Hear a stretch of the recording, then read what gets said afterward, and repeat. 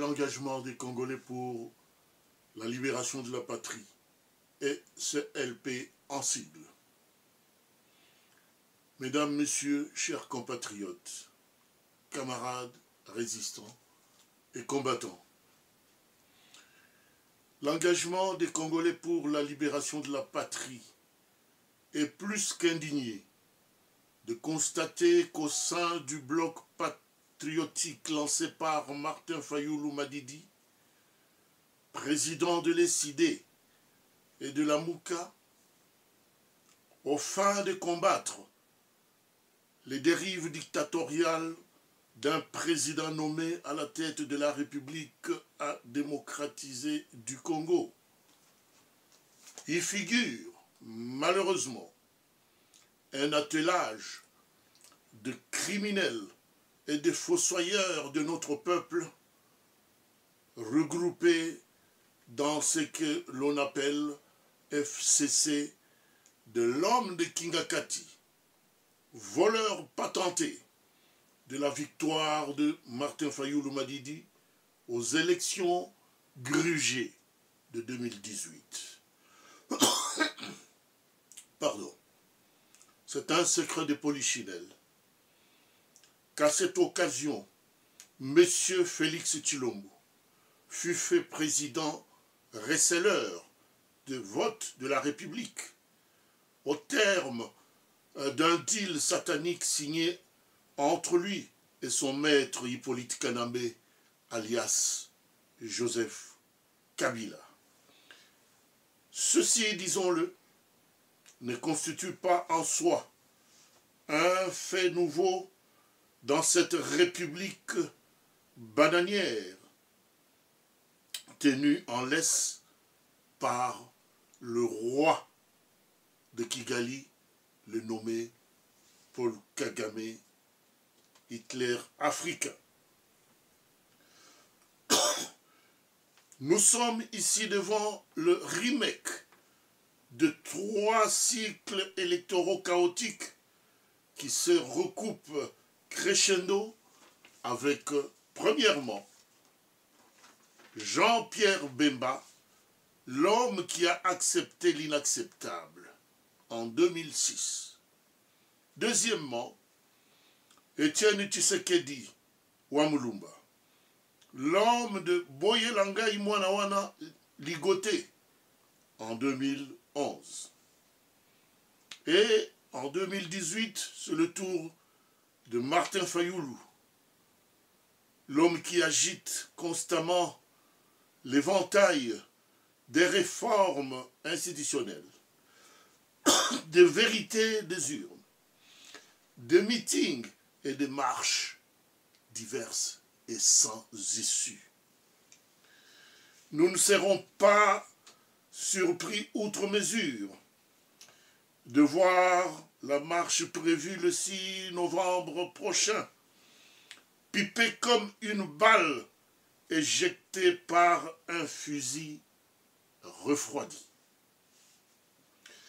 Le bloc patriotique, créé par M. Fayoulou, est né suite aux divergences et désaccords de la classe politique autour du choix à opérer sur le candidat éventuel à la présidence de la CENI, une machine diabolique de tripatouillage et de tricherie inféodée au service du pouvoir organisateur d'occupation. L'illustration des 3 cycles électoraux précités est éloquente.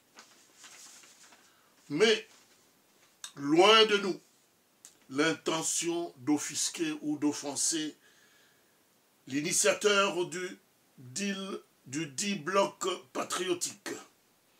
Mais l'expérience chaotique des faits antérieurs similaires nous pousse à dire que, en se frottant avec le FCC et son attelage, Martin Fayoulou Madidi vient de commettre une incongruité monumentale vis-à-vis de son peuple qu'il avait plébiscité à 62% de suffrage.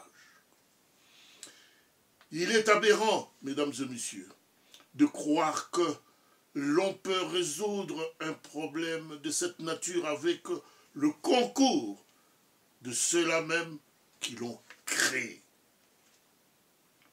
On peut neutraliser ou chasser Félix Tshilombo sans recourir aux 10 blocs.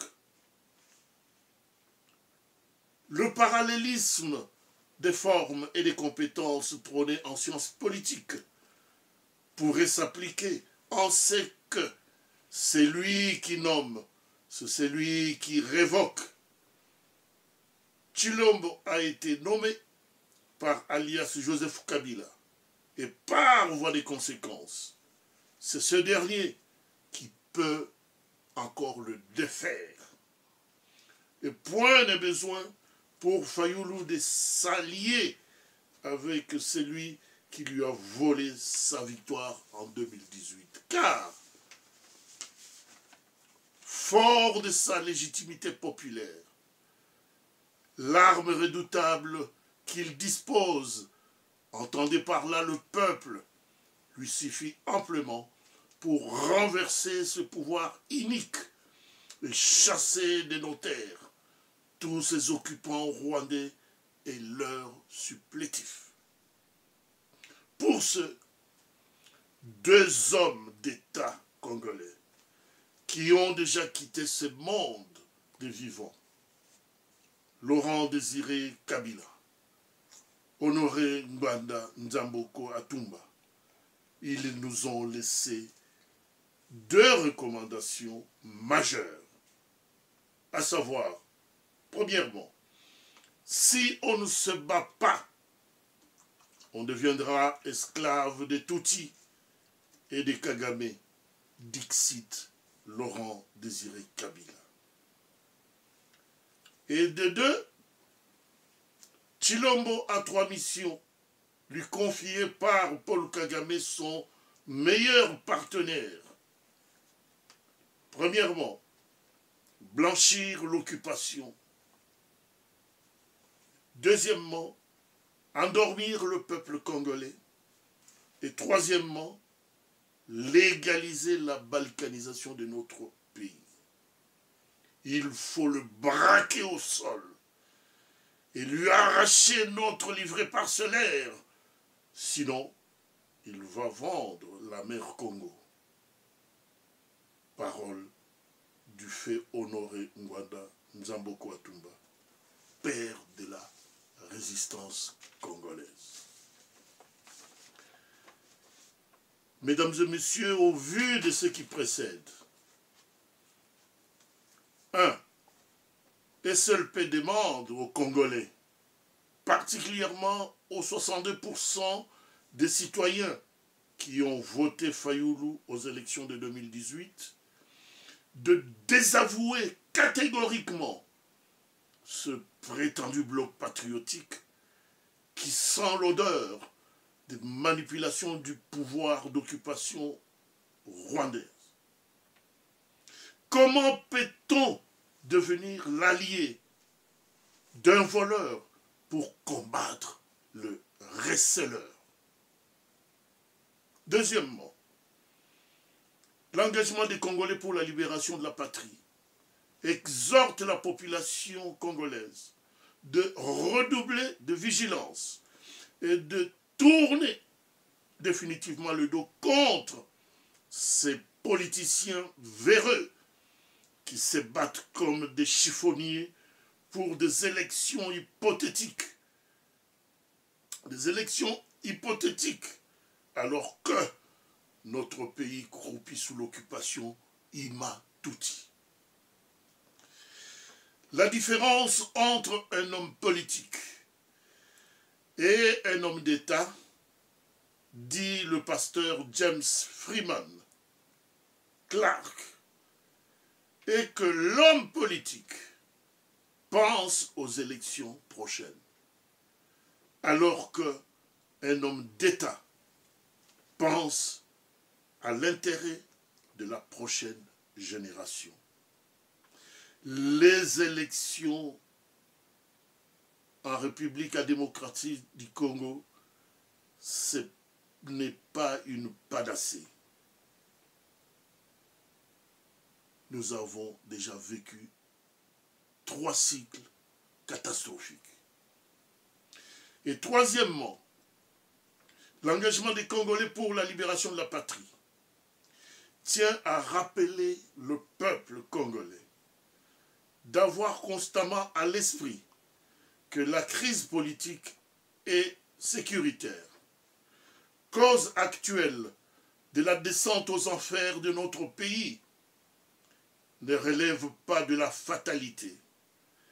Elle tire ses origines dans le plan de guerre Ima-Tutsi pour le contrôle des immenses richesses du sol et des sous-sols congolais. Ce plan machiavélique fonctionne à plein régime avec la caution de puissances anglo-saxonnes et de la complicité avérée de certains Congolais traîtres à la nation.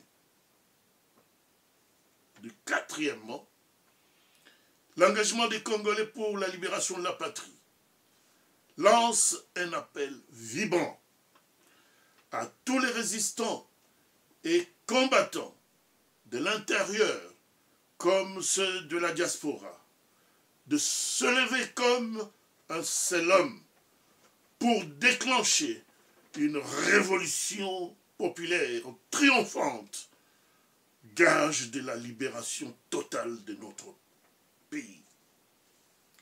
Seule la lutte libère. Ingeta. Lausanne le 31 octobre 2021. Paul Kaoumbountouba, président du Présidium de l'engagement des Congolais pour la libération de la patrie. Je vous remercie.